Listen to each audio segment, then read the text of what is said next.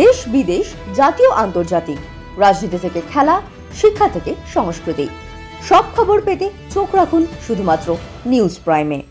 আমরা সত্যি লুকোই না, আমরা সত্যি দেখাই। Subscribe our channel for further updates.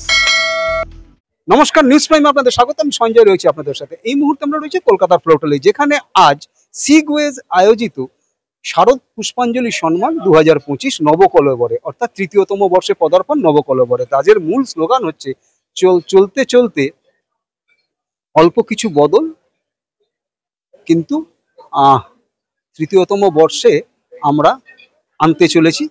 এই মুহূর্তে আমার সঙ্গে যিনি রয়েছেন, তিনি তার পরিচয় তিনি নিজেই, কারণ তিনি নন আদার দেন বিখ্যাত ফুটবলার সুমিত মুখোপাধ্যায়। কথা বলে নেবো তার সাথে। সুমিত দা, প্রথমত নিউজ প্রাইমে তোমার স্বাগত। ধন্যবাদ।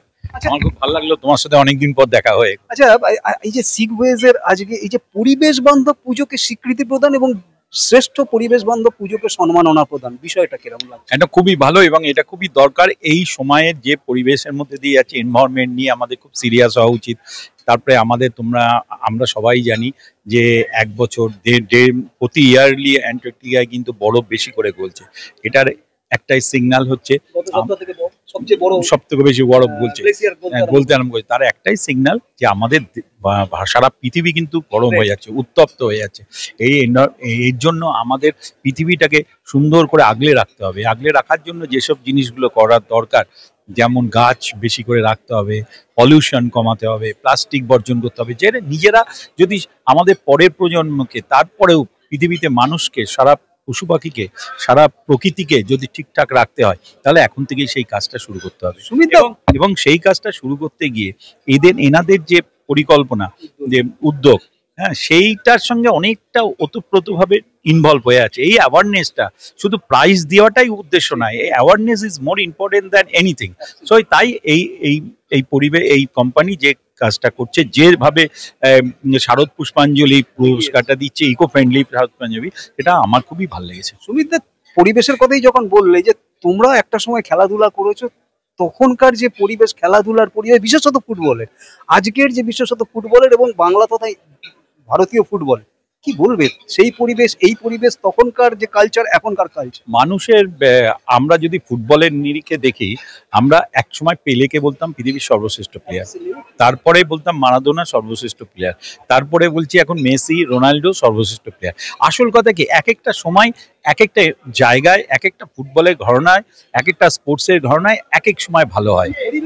পরিবেশ মানে পরিবেশটা, হ্যাঁ, এখন মানুষ অনেক বেশি সচল হয়ে গেছে। তখন মানুষ সে যাই করুক, সে স্পোর্টস করেছে, সে মাঠে গিয়ে কাদা খেলেছে, সে মহালয়ার দিন সকাল থেকে খেলাধুলো করেছে। খেলাধুলো তখন সারা জীবন মানুষের কোনো না কোনো ভাবে ইনভলভমেন্ট ছিল। এখন কি হয়ে গেছে, এখন এত মল হয়ে গেছে, বিশেষ করে মোবাইল, কম্পিউটার যুগ, তারপরে আমার এই যে ওয়েব সিরিজ, এত কমার্শিয়াল, এত প্যাকড হয়ে গেছে।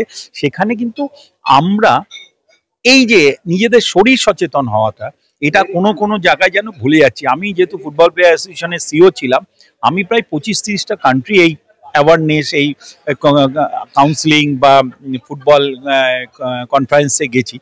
বিশ্বাস করো, সারা পৃথিবীতে কিন্তু এরা কিন্তু শনি রবিবার এই যে হেলথ সচেতন রাখতে হবে, নিজেকে ফিট রাখতে হবে। I am not say that শুধু স্পোর্টসম্যানরাই ফিট রাখবে, সারা মানুষ ফিট রাখবে, এটা কিন্তু খুব সচেতন। আমরা কিন্তু খুব সচেতন ওই সাবজেক্টে হচ্ছি না। আরেকটা কথা তথ্য বলি, আমাদের যদি স্পোর্টসে যদি পার ম্যান 1 টাকা, তথ্য বলছি, 1 টাকাও বাড়ানো হয় স্পোর্টসের মানে ফান্ডের জন্য, তাহলে আমাদের মানে মেডিকেলি 4 টাকা কমে। মানে আমি বোঝাতে চাইছি কি, এই যে স্পোর্টসের যে ফান্ড আমাদের বাজেটে হয়, সেখানে যদি ওখানে 4 টাকা কমে। তার মানে আমাদের আরো স্পোর্টসই সচেতন হতে হবে, স্পোর্টস সবাইকে যেতে হবে। আজকে মোদিজি যেটা করছেন যোগা, উনি তো আর যোগা নিজে করার জন্য অ্যাওয়ারনেসটা তৈরি করছেন। এই সচেতন প্রতিটা জায়গায় সিরিয়াস হতে হবে, বিকজ আন্টার্কটিকা কিন্তু বরফ গলতে। আমার শেষ প্রশ্ন, এই যে যেটা বললে তুমি, তখন যে ফুটবল খেলা হতো, তখন ইন্ডিভিজুয়াল স্কিল সেটা দিয়ে খেলা হতো। আজকে কিন্তু অনেক বৈজ্ঞানিক ভিত্তিতে খেলা হয়। তার কি মনে হয় তোমার, যে অনেকটা স্কিল ব্যবহার বা স্কিলের স্ফুরণ সেভাবে অতটা আসে না। দেখো আমি তোমায় বলছি, এটা একটা একদম পরে একদম টেকনিক্যালি কথা বলছি। তখনকার দিনে যে স্কিলটা ছিল সেটা যদি 90, তখন 70 মিনিটের খেলা হতো, তখন ওটা যদি 90 মিনিটের খেলা ধরি, তাহলে অন অ্যান অ্যাভারেজ 6 কিলোমিটার থেকে 7 কিলোমিটার একজন প্লেয়ার দৌড়াতো। আর এখন এই সময় ওই 90 মিনিটে একটা ছেলে 12 কিলোমিটার দৌড়াচ্ছে, 12 কিলোমিটার স্ট্রাইক। এত ফাস্ট ফুটবল হয়ে গেছে। এখন ওই স্কিল করে, এই ডিফেন্স থেকে স্কিল করে হবে না, কেননা একজনকে করলে সে দাঁড়িয়ে যেত। এখন যদি একজনকে ডচ করো, সেকেন্ড ম্যানকে যদি ডচ করতে যাও, ওই ফার্স্ট ম্যান যেটা হয়েছে সে আবার চলে আসবে।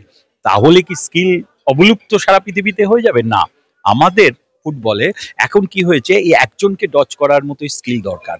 সেই জন্য এই স্কিলটা কখনো মরবে না।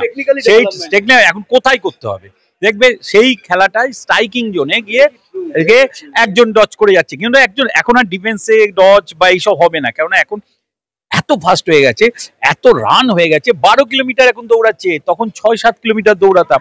তার মানে বলকে রান করাতে হবে। তাই বল রান করাতে গেলেই ওই দৃষ্টিনন্দন ফুটবলটা হয়তো তুমি পাচ্ছ না, কিন্তু তাছাড়া সার্ভাইভ করা যাবে না। সেই জন্য স্কিল হচ্ছে টেকনিক্যালি স্ট্রাইকিং জোনে গিয়ে ডচ করলে পারলে সেটা এক ডচেই গোল হওয়া যায়। নিউজ প্রাইমের দর্শকদের উদ্দেশ্যে যদি কোনো বার্তা দেন। আপনারা দেখুন এই চ্যানেলটা শুধু ফুটবল, শুধু এনভায়রনমেন্ট নিয়ে না, সমাজের নানান সব সাবজেক্ট নিয়ে এনারা সত্যি কথা সৎভাবে মানুষের কাছে তুলে ধরে। এরকম একটা চ্যানেল থাকা উচিত, এবং আপনারা দেখুন, আপনারা নিশ্চয়ই এটা দেখে নিজেকে ফিল করবেন যে সত্যি ভালো একটা চ্যানেল। ভিডিও জার্নাল রিডার সাথে নিউজ প্রাইমের জন্য সঞ্জয় সাহা, কলকাতা ফ্লোটেল।